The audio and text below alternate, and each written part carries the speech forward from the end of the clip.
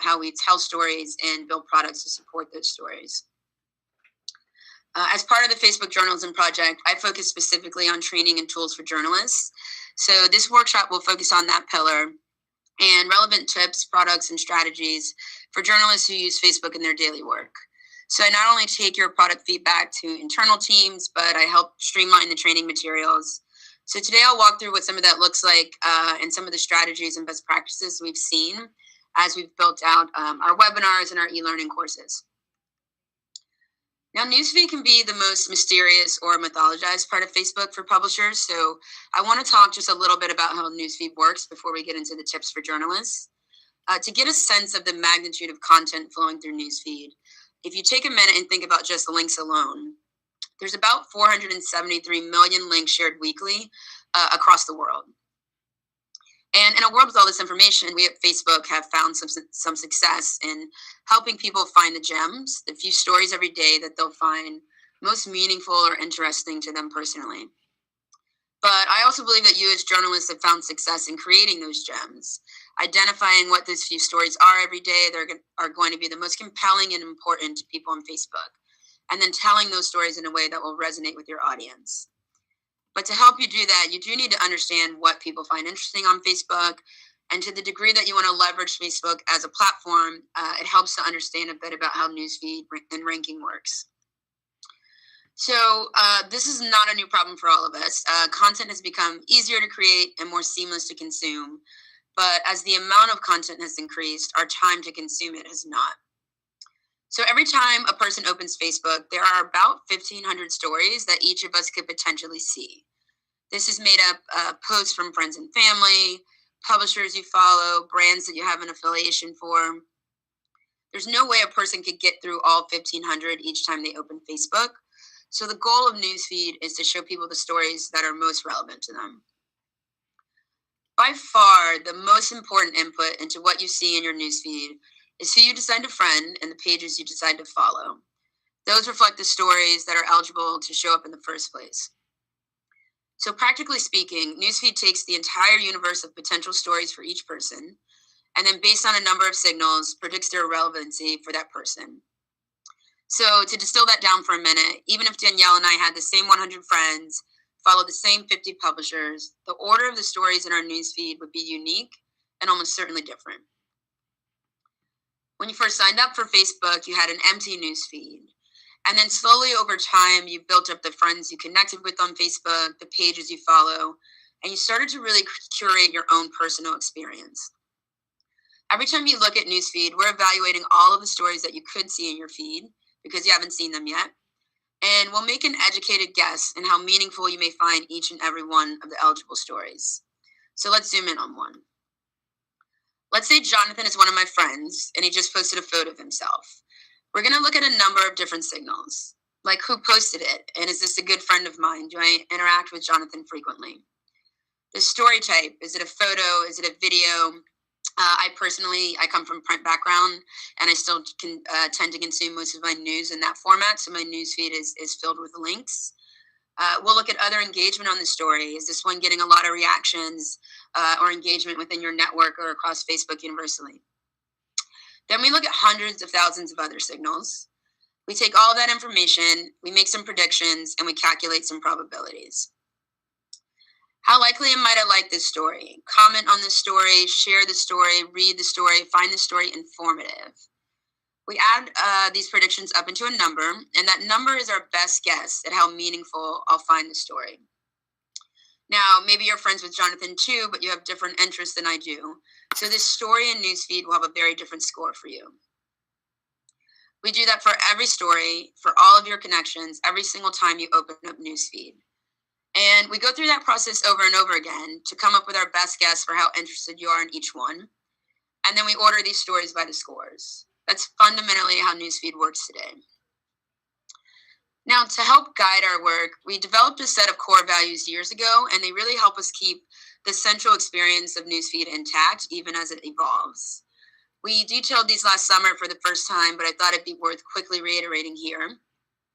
The first value is that friends and family come first.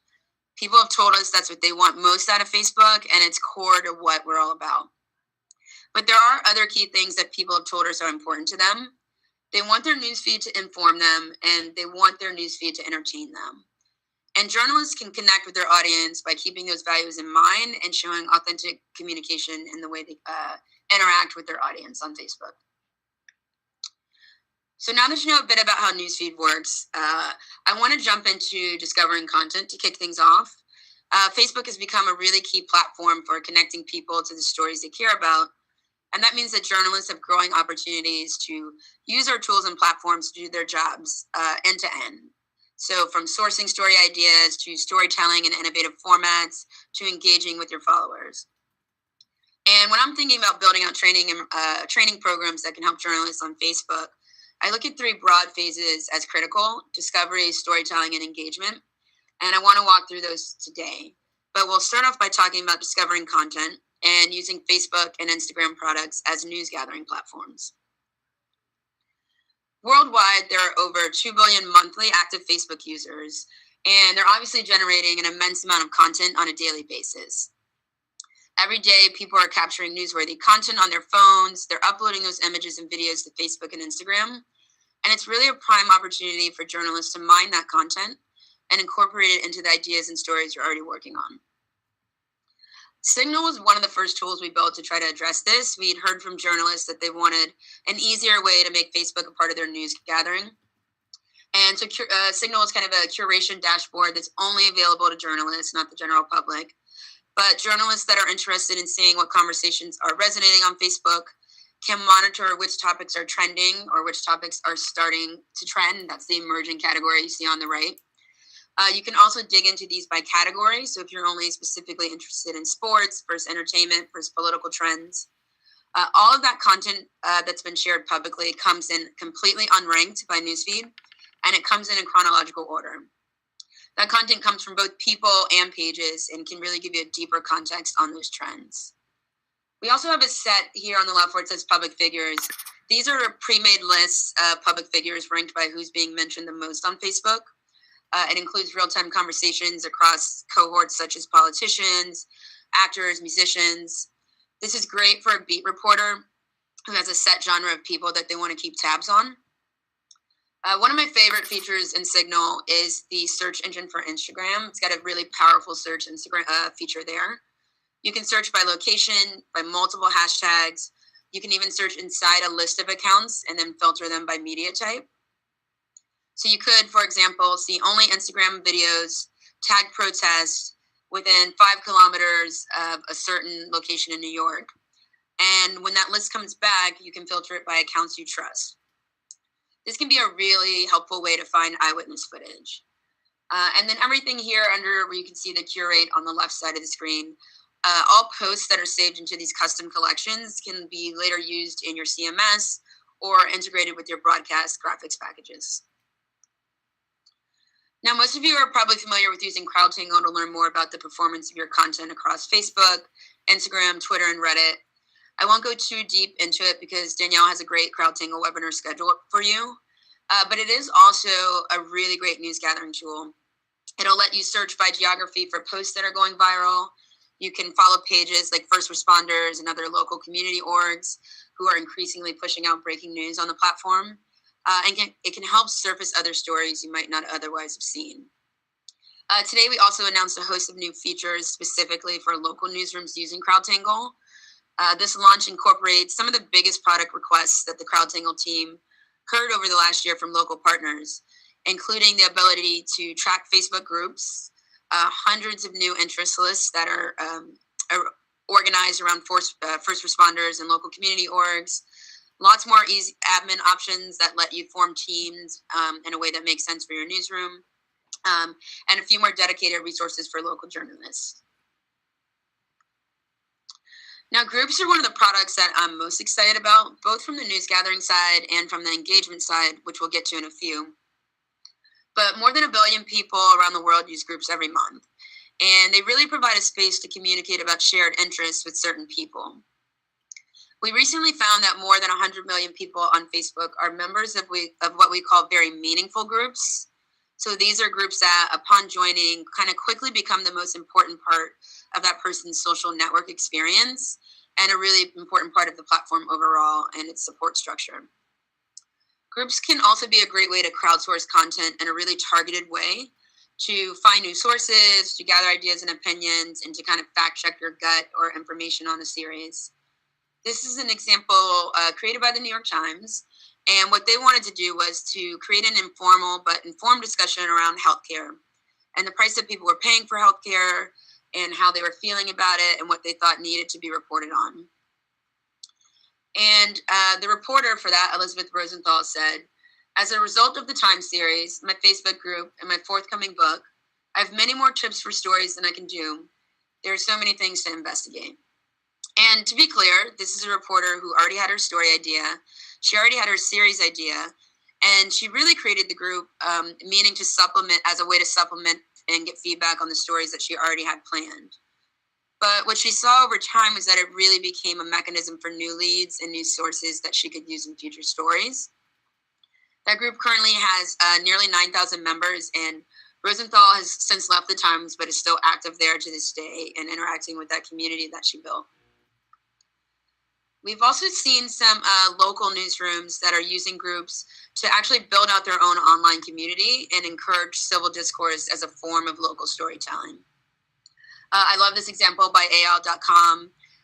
They decided to create a conversation between two communities who were at odds during the presidential election. So they organized a group of Trump voters from Alabama and Clinton voters from California, and they asked them to talk about politics.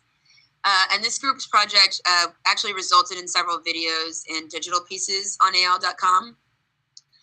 One thing they did that was really key here was they had a clear plan for moderating and nurturing the conversation.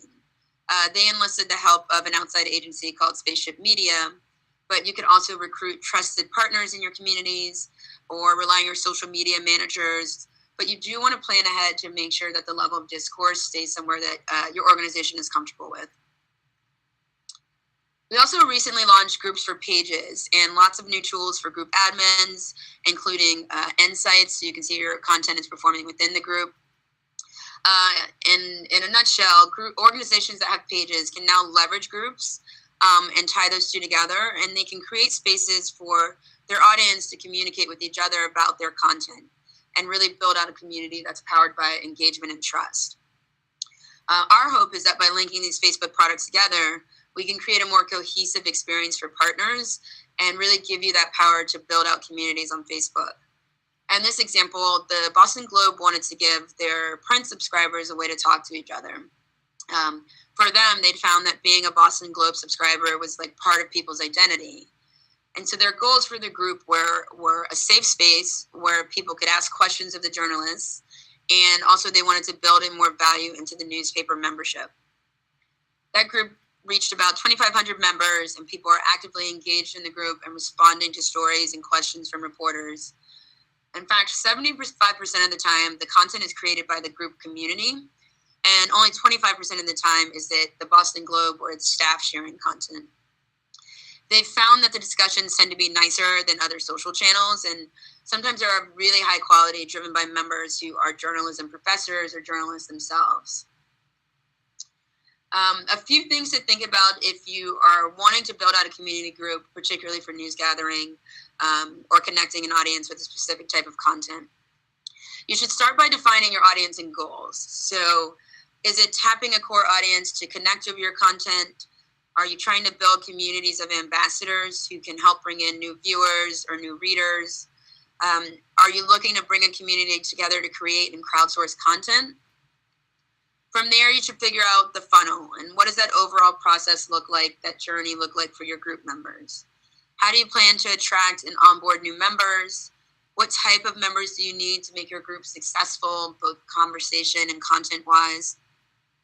And then strategizing on content, both from your organization and from that crowdsourced content. What kind of content can you and your reporters and editors provide to excite your audience? And then on the flip side, how can you enlist your audience in your news gathering and reporting workflows? Now we'll get into telling your story and some of the kind of different strategies and formats you can employ. The key thing to keep in mind as a journalist on the platform is you should always leverage your expertise. You're the expert in the topics that your followers care about, and you want to capitalize on that in a way that seems authentic and resonates with that audience. You can do that in multiple ways. You can see a few here on the left, but bringing people behind the scenes. So sharing photos and videos from the scenes of your reporting really gives your audience access to the interesting people and places that you cover. Providing context and analysis, sharing the story behind the story. Giving your readers insight into how the article came to be or why a video is important in the larger scheme of things can really deepen their connection with the content. So Farah Faisal reports for KSDP in the Twin Cities, and she does a great job of localizing a global story for her followers and tying it back to Minnesota when she can. So on the left, you can see where she makes note of being in Mogadishu and running into someone from her publisher's home state. She also posts frequent video clips, really simple ones, but many that bring her readers into her reporting process and give them a feeling of being behind the scenes of the story, even when it's not so glamorous, such as when she gets a flat tire while out trying to report. But it's this tie between people in Minnesota that are connecting to a reporter that they know and trust, and she's around the world, but is really drawing that back both to them and the larger story. It's a great example of someone that's taking both their authentic voice, but leveraging their expertise in a subject and tying them together. Let's look at some general best practices to consider when developing your personal Facebook strategy and actually crafting the post, whether that's on your organization's wider page or your individual page as a journalist. By far, one of the most frequent questions I get is how many times a day you should post. And I'm sorry to say there's no magic number. It really does depend on your audience's appetite. But you can use your post level and page level insights to figure out what's working best with your audience. But consistency helps, whatever cadence you decide on. Going back to kind of what we talked about with newsfeed, every time you post, you're increasing the opportunities for your followers to engage with your stories in newsfeed and therefore send a signal to newsfeed about the relationship between you and that person. Posting a mix of content types and tracking your insights there is also really critical. You should engage your audience by posting a mix of content types. Reporter Scott Harbaugh is excellent at this. In the course of a week, he'll share everything from a video related to his beat, to a photo from his personal life, to a status update speaking directly to his followers. From posting frequency to post format, the more you know about your audience, the better equipped you'll be to deliver meaningful news to your followers. But above all, as a journalist, you want to be timely and relevant and conversational and authentic when you're posting to your page. In terms of actually crafting the post, very key to avoid clickbait headlines. People have told us that stories with clear, accurate headlines are the ones that resonate most. When the headline of a story includes misleading information, people find that disingenuous and spammy. So instead of relying on misleading headlines to intrigue the reader, you should share articles with accurate headlines that don't exaggerate the topic, but use the caption field above to add your own voice and help drive genuine conversation around the content. You should also avoid repeating the headline. As you can see on the left in the link preview, we know that people will already have seen the headline there, so what else can you say to connect that story to its best audience? In both of these examples, which are simple ones I chose for that reason, the journalists knew why the stories would be meaningful to their audiences. So the post on the left from the Evansville Courier and Press reads, Lily King is Evansville's first Olympic individual gold medalist. It's one simple line, but it celebrates a hometown hero, and it's something everyone in that town could relate to at a time when newsfeed was filled with lots of various Olympics content. It would have been better if they'd tagged Lily King. Every time you tag another page, you're increasing the chance that that post gets surfaced in newsfeed of people who like that page. And then on the right, Kieran Charla was really familiar with hashtags that the community was organically using, and she used the hashtags to connect to that. So watching what the community is naturally doing is an easy way to join in on the conversation yourself. But the text prompts in both of these examples gave readers the context they needed to understand why the story was important, even though these captions were simple and to the point. So when you're creating your content, you should be thinking about how shareable a post could be. What would make someone more likely to share your content? Think about identity and emotion. These are key drivers of sharing that you should keep in mind when writing headlines or selecting photos. Speaking of photos, not unlike newspapers and TV, strong imagery can really make a story on Facebook. We see journalists use photos to quickly convey timely information, such as early images from the scene of breaking news. Choose a great photo or video.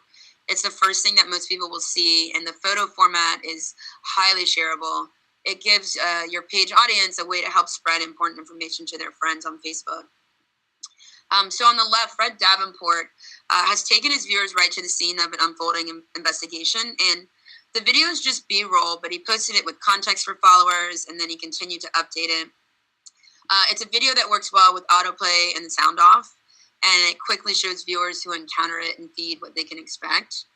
And this is also seen likewise in other things when people go behind the scenes when they're reporting. You're showing your audience something that many people have never seen. They've never been to the scene of a developing story. Fred has seen more than 100% follower growth over the past year, mostly driven by his live videos.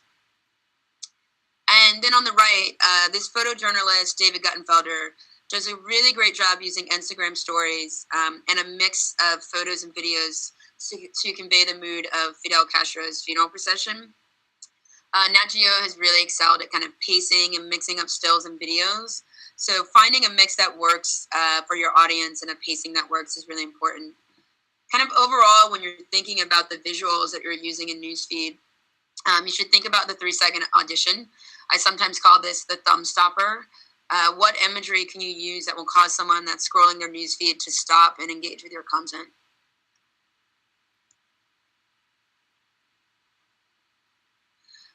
So news organizations everywhere are evolving, but I thought it would be really helpful to showcase a newsroom that's thought a lot about building a pretty deliberate digital first strategy.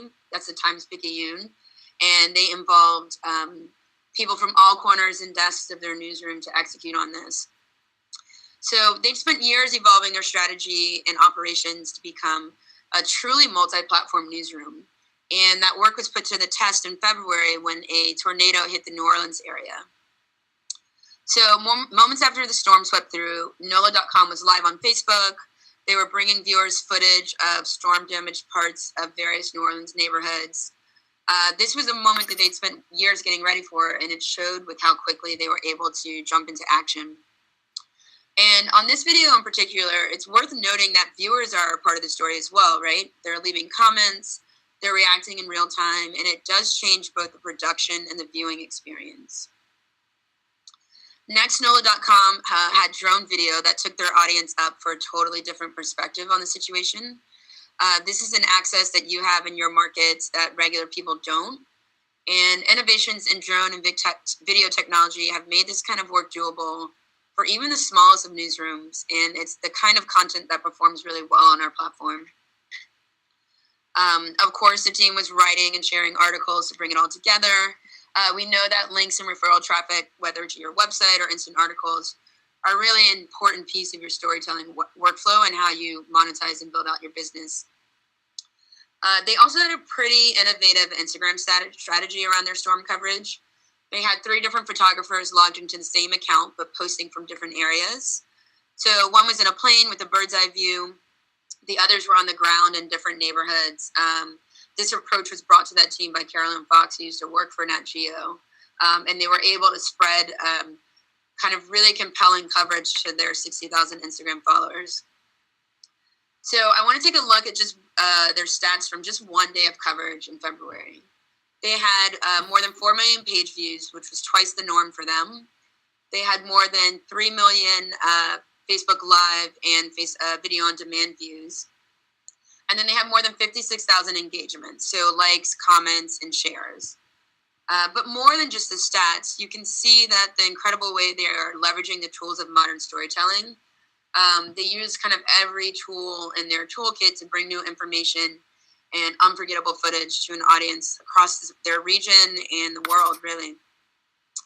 At the end of the day, they, of course, did what they've always done. They pulled together a pretty fantastic paper.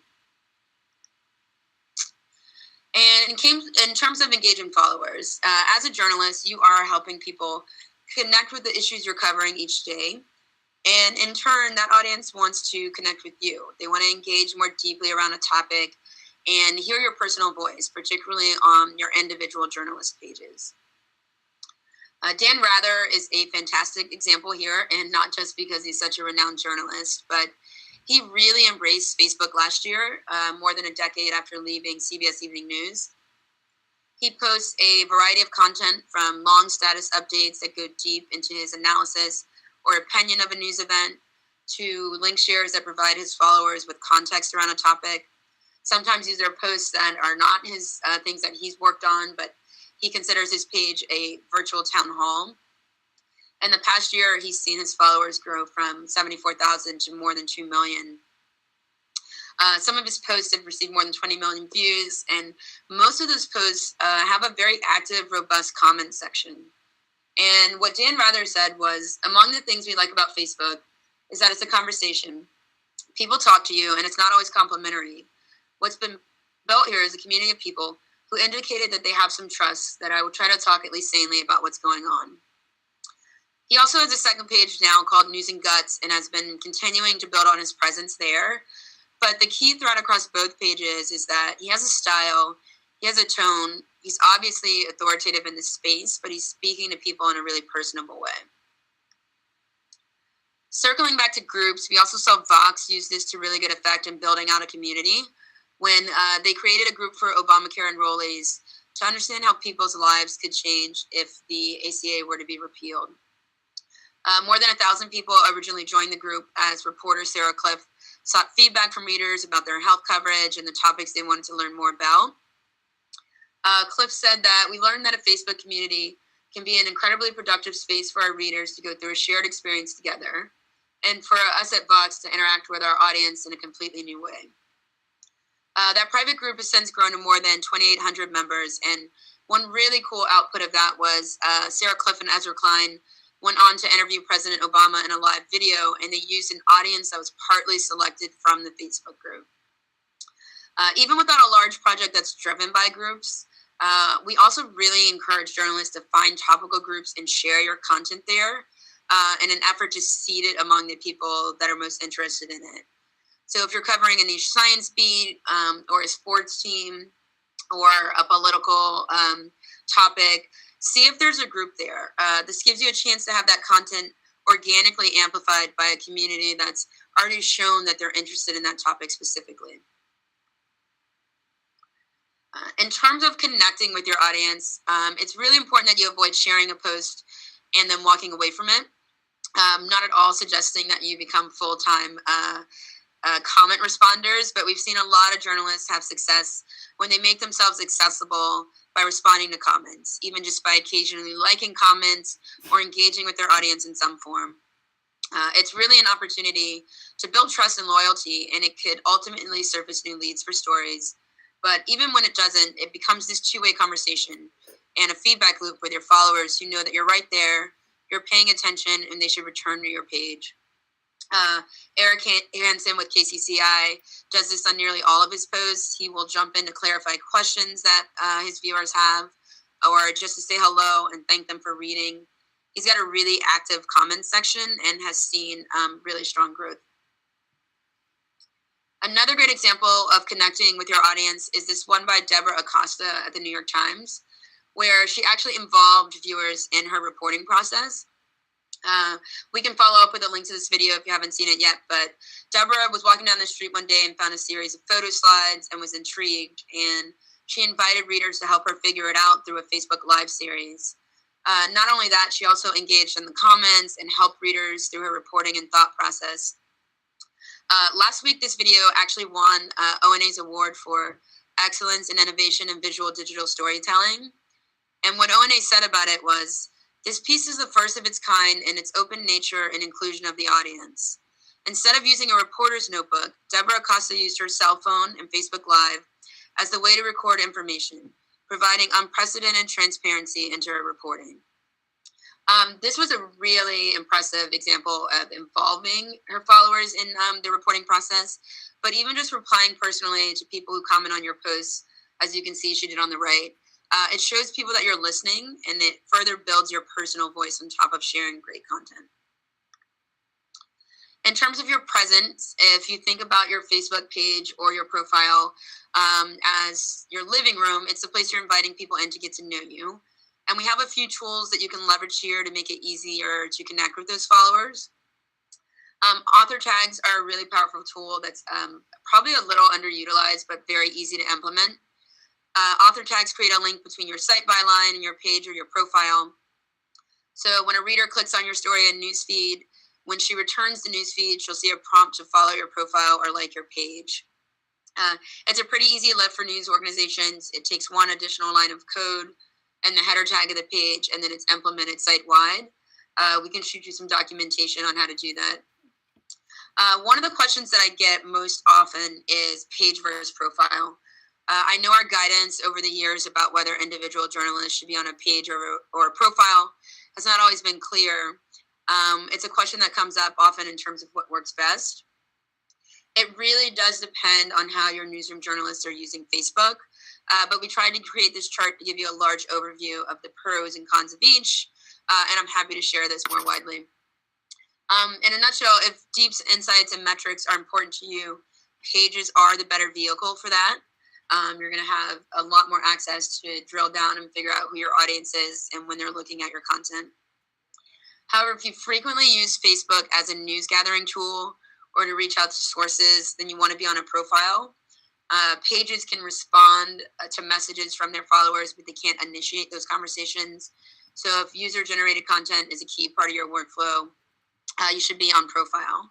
However, if you are going to be on profile, you can make sure that you turn follow on as a way to increase the reach of your posts while maintaining the existing advantages of your friend network. I want to just quickly hit on some safety measures. We've recently partnered with the Foley Foundation, the Committee to Protect Journalists, and about a dozen other partners on a Safety for Journalists guide. You can download this in full on the website or go through some of the video tutorials. But I do wanted to highlight a couple of the really key ones. The first are getting alerts about unrecognized devices. I know journalists are often kind of the victim of people trying to hack their accounts. This will make sure that when someone logs in from a device that Facebook doesn't recognize, you get notified in real time. You should also turn on two-factor authentication to make sure that you can approve those logins via a text message, a code generator, or YubiKey. And then the moderating page posts and comments. We have been working to make those tools more robust, and you can establish whatever kind of policy that you want for your page. We allow you to delete any comments that you don't find productive, whether or not they're against our community standards. And so you can input specific words or even phrases and have those auto-filtered out of your comments section. You can also ban people from your page or report content the way you would on a profile. I would recommend that for persistent people who are derailing the conversation or just kind of trolling you in your comments. Because if you flag that behavior to us, we can look at their behavior over a long term and see if they should be removed from Facebook. And then kind of takeaways overall in terms of journalistic strategy. Experimenting with format types. Tell your story through the medium that works best for your content and for your followers. So pay attention to the formats that they're engaging with the most, whether that's video, links, photos, and try to see if you can increase some of that. Groups are a great product to connect with communities that are interested in a certain topic. They should be used as a tool both in your news gathering and your engagement strategies. You should develop an authentic voice. You should be authoritative but personable. And really, most importantly, you should be accessible. Engage with your followers when you can and build a loyal community of people on your page. And then take the appropriate safety measures to prevent harassment. Your partner manager can always help in securing your account after the fact, but it's much better to be proactive in securing your account and then using the moderation tools to ward off uncivil comments or language. Everything we went through today is available at facebook.com/journalists, along with a few more case studies and product deep dives and some video tutorials that we developed in partnership with First Draft. I'd also love to hear feedback from you on topics you'd like us to share more about on our training site. And you can email me at journalists@fb.com. We currently have 4 free e-learning courses, which are available in 10 languages. We partnered with Pointer to develop those, and it brings together Facebook knowledge on products, but with journalistic guidance from Pointer. I think we have a little time for a few questions. Danielle's going to go through those, but I'd love to hear feedback from you guys overall on topics that you'd like to see us develop more training programs around. Awesome. Thanks, Jen. On groups for pages, does it need to be a brand new group, or can an existing group be connected to the page after the fact if you're an admin of both? Yep, an existing group can be connected to a page if you're the admin, and you can connect multiple groups to your page. We can send over documentation to Karen for that. Does the algorithm penalize you for posting the same URL multiple times in a day? Example, a breaking news story that develops throughout the day. We've heard posting that story more than once, even if it's been significantly updated several times, will hurt that story in the algorithm. Sure. So that's a question we get a lot, and I've gotten a lot this year, so much so that I double-checked with an engineer on this. So going back to what we talked about in newsfeed ranking, newsfeed evaluates every post on its own merits every time it hits the feed, and it gets a score. So there's no penalty for that. And if you think about it wide scale, would it make sense, right? Like you might post it from your publisher page, but lots of users are posting the same link. So we're not, there's no penalty for posting the same link. But what could happen is if you post the same link and you haven't, for example, updated the photo, users may have already seen that post in their feed and they scroll past it because it looks the same. So one thing I do recommend if you have a substantial update to a breaking news story and you want to repost that link is to think about maybe switching up the visuals that go with it and the caption that you use to introduce it. Is the session going to be recorded? And if so, can it be distributed to everyone? I'll be in contact with your LMA, LMC head, and I'll be sending over appropriate materials so you can be up to speed with any of the topics that we've discussed over today. So another question, how do we comment as a like page on things we get tagged in that are not on our page?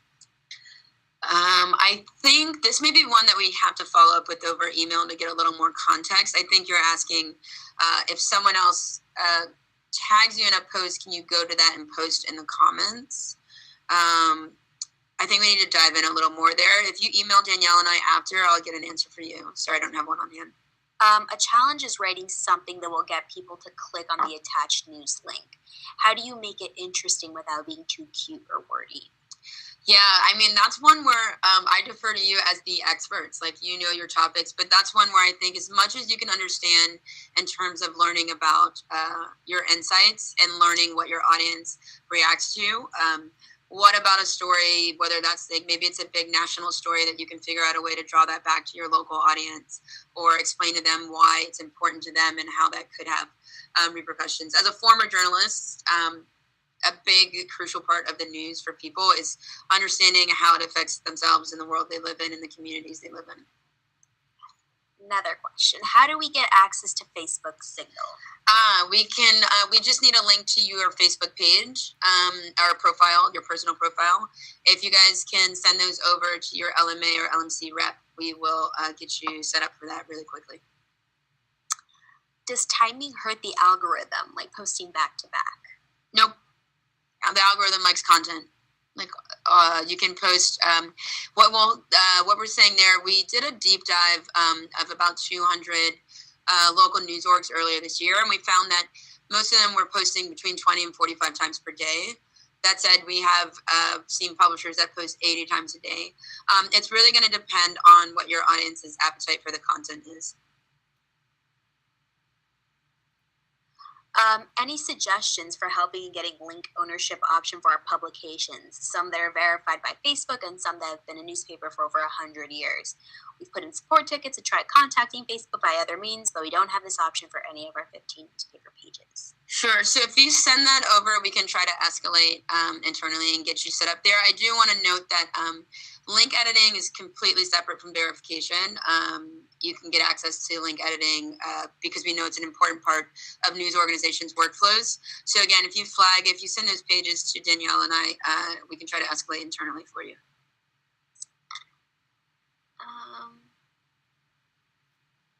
So let's let's see here. So I hope this isn't too in the weeds, but the new inbox is frustrating.